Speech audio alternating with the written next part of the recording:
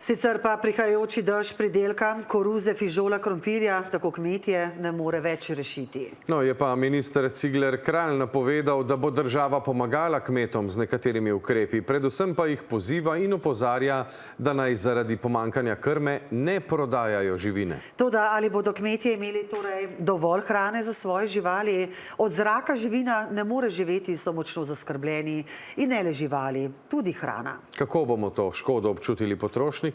Sandra Boršič-Domnik.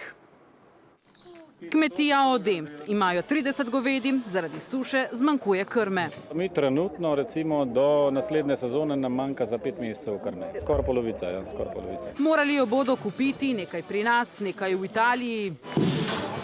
Sušo si je na Gorenjskem zdaj ogledal tudi minister. Najprej koruzo. Irijska katastrofa. Ne, tukaj recimo, če bi zdaj prišel, pa zdaj tega dežja ni nič, ne? Če bi zdaj prišel dež, ki bi en teden lepo zložno šel, se to ne obrati več. Ta koruza je v bistvu končana. Razmere so na poljih dejansko takšne, kot bi se posevki greli ali pa pekli v pečici. Preveril pa je tudi suhe travnate površine. Tako recimo bo odgnala, ne? Bo hitro odgnala, ker je zelena. Tle vmes je pa polno zemlje. Suho. In zaradi takega stanja je na kmetijah trenutno, po besedah ministra, največji problem več kot 50% izpad krme. Zato rejce poziva, da naj ne grejo v prenagljene odločitve o prodaji ali zmanjševanju črede.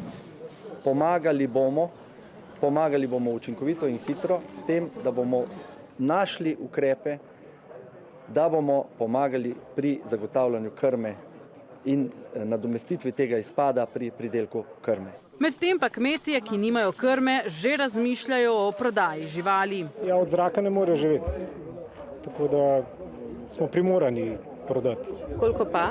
Približno 30–40%. Minister pa tudi vsem potrošnikom naj kupujejo slovensko hrano, če tudi bodo cene in videz pridelka drugačni. Agrarni ekonomisti napovedujejo, da se bodo cene hrane seveda povišale. Naj ne gledajo vsi deležniki, vsi člani te verige preskrbe s hrano samo na svoj dobiček, ampak naj vsi pokažejo solidarnost z kmetom. Bodo pa še ta mesec začeli izplačevati plačila za lansko sušo in pozebo. Hkrati iščejo načine, kako pohitriti dolgotrajna izplačila po ujmah. Kmetje bodo deležni pomoči Evropske komisije za pomoč kmetijstvu. Na voljo je 2,7 milijona evrov, dodatna sredstva pa naj bi zagotovila tudi država. Ostale ukrepe pa še snujejo.